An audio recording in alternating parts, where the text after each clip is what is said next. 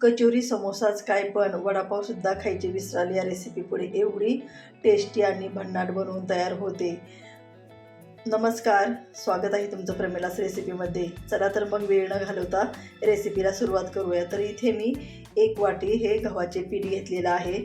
तुम्हाला किती बनवायचं आहे त्याच्यानुसार इथे पिठाचा वापर करायचा आहे. याच्यामध्ये आता चवीपुरते मीठ टाकून घ्यायचे आणि अर्धा चमचा ओवा घेत आहे. तो हातावरती असा चोळून आपण याच्यामध्ये टाकून द्यायचा, म्हणजे ओव्याचा छान असा स्वाद याच्यामध्ये येतो. आणि आता 1 चमचा आपल्याला तेल टाकायचं आहे आणि आता हे व्यवस्थित असं पिठाला पहिल्यांदा लावून घ्यायचं, म्हणजे सर्वत्र तेल आपलं पिठाला छान लागतं. आणि आता याच्यामध्ये थोडंसं करून पाणी ओतून आपल्याला हे पीठ मळायचं आहे. पाणी एकदम ओतायचं नाही, एकदम पाणी ओतलं तर पीठ एकदम सैल होण्याची शक्यता असते, म्हणून थोडंच पाणी वापरून पीठ मळून घ्यायचं आहे. अगदी आपण जसं चपातीला पीठ बनवतो तसंच पीठ मळून घ्यायचं आहे. तर व्हिडिओमध्ये दाखवल्याप्रमाणे पीठ मळून घ्यायचं. तर बघू शकता इथं माझं छान पीठ मळून झालेलं आहे. आता याच्यावरती आपण थोडंसं तेल ओतून घेऊ आणि हे तेल सर्वत्र पिठाला लावून घ्यायचं आहे. आणि आता याच्यावरती एक झाकण ठेवून 10 मिनिटासाठी आपण ठेवून देऊ, जास्त वेळ ठेवायची गरज नाही. आणि आता एक मसाला तयार करून घेऊया. त्याच्यासाठी इथे मी 1 आल्याचा तुकडा घेतलेला आहे, 2-4 लसूण घेतलेले आहेत आणि हिरव्या मिरच्या आणि 1 चमचा धने घेतलेले आहेत. आणि आता याच्यासाठी मी इथे बटाटा घेतलेला आहे. हा बटाटा मी शिजवून घेतलेला आहे, शिजवून त्याची साल काढून घेतलेली आहे. तुमच्याकडे शिजवलेला बटाटा नसेल तर तुम्ही कच्चा बटाटा घेऊन तो एकदम त्याचे छोटे तुकडे करायचे आणि ते शिजवून घ्यायचा, म्हणजे बटाटा लवकर शिजला जातो. तर आता इथे हा बटाटा व्यवस्थित असा आपल्याला बारीक करून घ्यायचा आहे.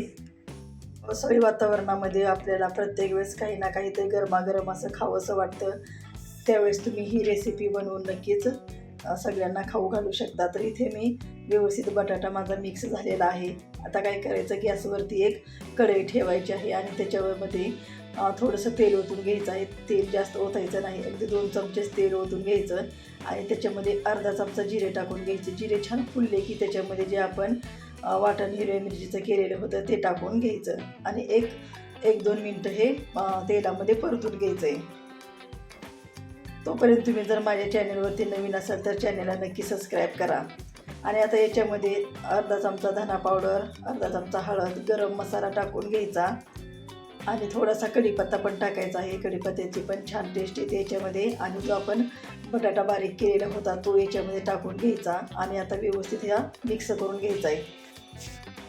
तर तुम्हाला माझ्या रेसिपी कशा वाटते हे मला कमेंटमध्ये नक्की सांगा. आणि तुम्ही माझा हा व्हिडिओ कोणत्या शहरातून किंवा कोणत्या गावातून बघता हेही कमेंटमध्ये नक्की सांगा. आणि व्हिडिओ थोडा जरी आवडला तर लाईक, शेअर आणि कमेंट करायला विसरू नका. आता बटाटा आपलं व्यवस्थित असा मिक्स झालेला आहे, बघू शकता एकदम छान भारी टेस्ट येते याची. आता याच्यामध्ये चवीप्रमाणे मीठ टाकायचं आहे आणि परत एकदा आपल्याला व्यवस्थित असं हे मिक्स करून घ्यायचं आहे. इथे तिखट आणि मसाले तुम्ही तुमच्या आवडीनुसार कमी जास्त करू शकता. आता याच्यावरती बारीक कट केलेली कोथिंबीर टाकून घ्यायची आणि परत एकदा हे व्यवस्थित मिक्स करून घ्यायचे आहे.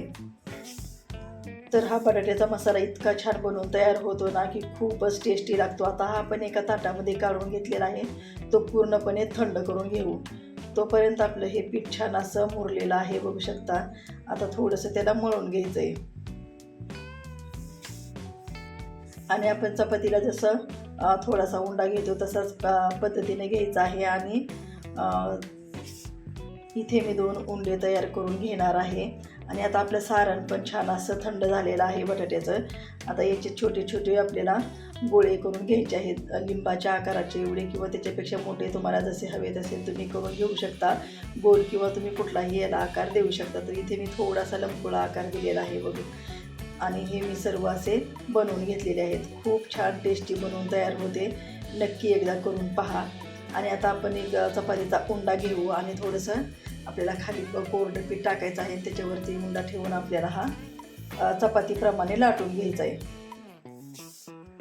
तर ही रेसिपी एवढी टेस्टी बनवून तयार होते ना की तुम्ही प्रत्येक वेळेस असेच बनवाल. कारण पावसाळ्याच्या दिवसामध्ये आपल्याला काही असं तळलेले पदार्थ खाऊ वाटतात. आपण प्रत्येक वेळेस भजी, वडापाव हे सर्व करतोच. पण ही नवीन रेसिपी आहे, एकदा नक्की करून पहा आणि तुम्हाला कशी वाटते हे कमेंटमध्ये नक्की सांगा. आवडली तुम्हाला तर तुमच्या मित्रमैत्रिणी आणि परिवारासोबत शेअर करा. तर इथे मी चपाती लाटून घेतलेली आहे. आता दोन्ही साईडने अशी आपल्याला फोल्ड करायची आणि ह्या दोन्ही साईडने पण अशी फोल्ड करून घ्यायची आहे. आणि आता आपण ही चपाती परत एकदा लाटून घेऊया. तर ही नाश्त्याची रेसिपी आहे. तुम्ही ना मुलांच्या डब्यालाही देऊ शकतात. मुलांना वेगळं काहीतरी खावंसं वाटेल तेव्हा तुम्ही असंही बनवून देऊ शकता. कारण प्रत्येक वेळेस आपण वडापाव, समोसे हे तर देतच असतो, पण ही थोडीशी वेगळी रेसिपी आहे. त्यामुळे मुलांना नक्कीच आवडेल आणि ते डब्बा सर्व खाऊन येतील. आणि दिसायला ही वेगळी दिसते, त्याच्यामुळे मुलांना नक्कीच आवडेल. त्याच्यामुळे एकदा नक्की करून पहा. आणि आता एक चपाती लाटून झालेली आहे. अशाच पद्धतीनं आपल्याला दुसरी पण चपाती लाटून घ्यायची आहे. जी पहिली आपण पद्धत वापरली होती त्याच पद्धतीने ही दुसरी पण चपाती लाटून घ्यायची. संध्याकाळच्या चहासोबत किंवा छोट्या मोठ्या भुकेसाठी तुम्ही ही नक्कीच बनवून खाऊ शकता. झटपट तयार होते आणि हेल्दी पण आहे. आपण हे गव्हाच्या पिठापासून बनवलेले आहे. तुम्हाला हवे असेल तर तुम्ही इथे गव्हाचे पीठ आणि मैदा असे वापरू शकता किंवा फक्त मैदा वापरूनही बनवू शकता. पण मी इथे एकदम हेल्दी पद्धतीने बनवलेली आहे.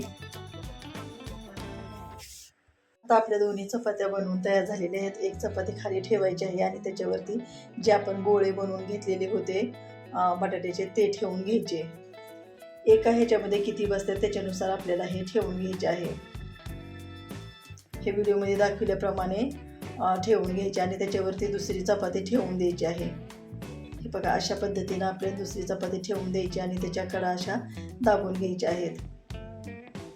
व्यवस्थित अशा दाबून घ्यायच्या म्हणजे त्या तेलामध्ये फुटणार नाही किंवा सुटणार नाहीत. आणि व्हिडिओमध्ये दाखवल्याप्रमाणे हे चारही व्यवस्थित असं हे दाबून घ्यायचं आहे. हे पहा, असं दाखवल्याप्रमाणे छान बनवून तयार होते. एकदम टेस्टी आणि चवीला एकदम अप्रतिम लागते. एकदा नक्की करून पहा. हे पहा, असं व्हिडिओमध्ये दाखवल्याप्रमाणे आपल्याला प्रत्येक बाजूने असं दाबून घ्यायचं आहे. आपलं हे व्यवस्थित झालेलं आहे. आता काय करायचं आहे, आपल्याला चाकूच्या सहाय्याने जो एक्स्ट्राचा भाग आहे तो कापून घ्यायचा आहे. तुमच्याकडे पिझ्झा कटर असेल तर तुम्ही त्याने हे कट करू शकता. हे पहा, अशा पद्धतीनं साईडच्या कडा कट करून घेतले की आपल्याला हे मधून पण कट करून घ्यायचे आहे. म्हणजे प्रत्येक भाग हा सेपरेट करून घ्यायचा आहे. एका वेळेस हे भरपूर असे बनवून तयार होतात. त्याच्यामुळे अजिबात वेळ लागत नाही, पटापट हे बनवून तयार होते. तर हे पहा, किती छान असा आपला हा नाश्ता दिसत आहे आणि एकदम टेस्टी पण होतो आणि एकदम लवकर पण बनवून तयार होतो आणि कमी वेळामध्ये झटपट असा बनतो. त्याच्यामुळे एकदा नक्की ट्राय करा. आता अशाच पद्धतीने मी राहिलेले पण सर्व बनवून घेणार आहे. तर हे माझे इथे सर्व बनवून झालेले आहेत, बघू शकता छान असे. आता काय करायचं, गॅसवरती एक कढई ठेवायची आहे आणि त्याच्यामध्ये आवश्यकतेप्रमाणे तेल घेऊन गरम करायचे आहे. पहिल्यांदा तेल गरम झाले की गॅस कमी करायचा आणि कमी गॅसवरती आपल्याला हे तळून घ्यायचे आहेत. असे एक एक त्याच्यामध्ये सोडून घ्यायचे. जेवढे तेलामध्ये बसतात तेवढेच टाकायचे आहेत, एक्स्ट्राचे टाकायचे नाहीत, म्हणजे ते व्यवस्थित तळले जातील. तर आता इथे एका बाजूने व्यवस्थित तळलेले आहेत. आता आपण याला पलटी करून घेऊ. तर बघू शकता किती छान असा आपला कलर आलेला आहे आणि हे व्यवस्थित पलटी पण होते आणि अजिबात तेलामध्ये फुटत पण नाही. त्याच्यामुळे ते आपण ज्यावेळेस बनवतो त्यावेळेस ते व्यवस्थित असे दाबून घ्यायचे आहे आणि छान असा आपला कलर पण आलेला आहे. आता हे दोन्ही साईडने आपल्याला व्यवस्थित तळून घ्यायचे. आता हे पलटी करून घेऊ आणि पलटी केल्यानंतर त्या साईडने पण आपले व्यवस्थित हे तळलेले आहेत. एकदम गोल्डन असा कलर आलेला आहे. गॅसची फ्लेम कमी करायची आहे आणि कमी गॅसवरतीच आपल्याला हे तळून घ्यायचे आहे, म्हणजे सगळ्या बाजूने व्यवस्थित तळले जातील. आणि आता आपण हे एका प्लेटमध्ये काढून पण घेतलेले आहे आणि जे आपले राहिलेले आहे ते पण अशाच पद्धतीने तळून घ्यायचे आहे. तर बघू शकता इथे आपले हे सर्व तळून झालेले आहेत आणि एकदम छान असा कलर आलेला आहे. एकदम टेस्टी बनवून तयार होतात. आता इथे सर्व माझे हे तळून झालेले आहेत. एकदम छान असे बनलेले आहेत. कलर पण सुंदर असा आलेला आहे. तर मग ही अशी भन्नाट अशी रेसिपी थोडीशी वेगळी आहे. एकदा नक्की बनवून पहा आणि घरच्यांना खायला घाला. मुलांनाही तर आवडतेच, कारण आपण थोडीशी वेगळ्या पद्धतीने बनवलेली आहे आणि याचा आकार पण थोडासा वेगळा आहे. त्याच्यामुळे मुलांना नक्कीच आवडेल आणि ते आवडीने खातील आणि प्रत्येक वेळेस तुम्हाला असाच नाश्ता बनवायला सांगतील. या पावसाळ्यामध्ये तुम्ही नक्की ही रेसिपी करून पहा आणि कशी वाटली हे मला कमेंटमध्ये सांगायला. आता इथे मी एक तुम्हाला तोडून दाखवते. एकदम छान अशी बनलेली आहे, बघू शकता. आणि आवडली तर लाईक करा. परत भेटू.